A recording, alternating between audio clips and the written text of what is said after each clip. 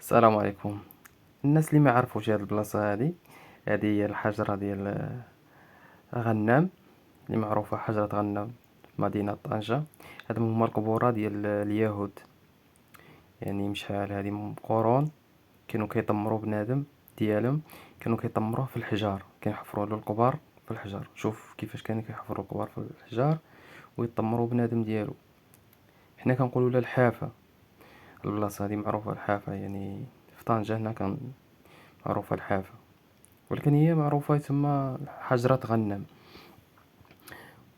وكيفاش زعما كانوا كيطمروا بنادم في الحجار؟ بزاف هاد الناس كيسولوا هاد السؤال. يعني انا النظريه ديالي، يعني هما كانوا كيطمروا بنادم في الحجره وعلى البحر، يعني على كطل على اسبانيا. هاد البلاصه هادي كطل مباشره على جبل طارق لاسبانيا. يعني النظريه ديالي كانوا كيشوفوا زعما يعني بنادم ديالهم قريب على اوروبا ديالهم، على البلاد ديالهم. يعني بنادم اللي مات يعني كيبقى قريب على البلاد ديالهم. هذه هي النظريه ديالي. بزاف د الناس كيقول نفس الهضره، كل واحد كيفاش كيقول. ويعني تم يعني حيدوا ديك العطومه اللي كانوا تما، حفروهم وحيدوهم وداوهم للمقبره اليهوديه اللي كاينه هنا في السوق ديال برا ديال مدينه طنجة، يعني المدينه القديمه. تما كاينه المقبره اليهوديه، وتما عاودوا دفنوه.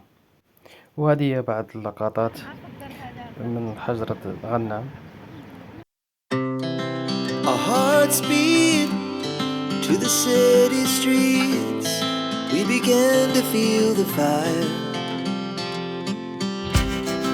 We rise like tall buildings as the chemicals they take us higher. The night's young and it's just begun as she puts her hand in mine. We wanna chase the night, wanna dance to the light, pull the stars from the sky, just two hearts running wild. Never sleep, never stop, as we shout from the top. We're gonna be two hearts running wild.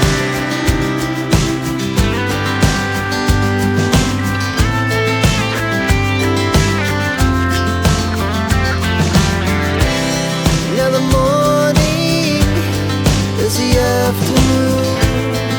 We lay awake in bed.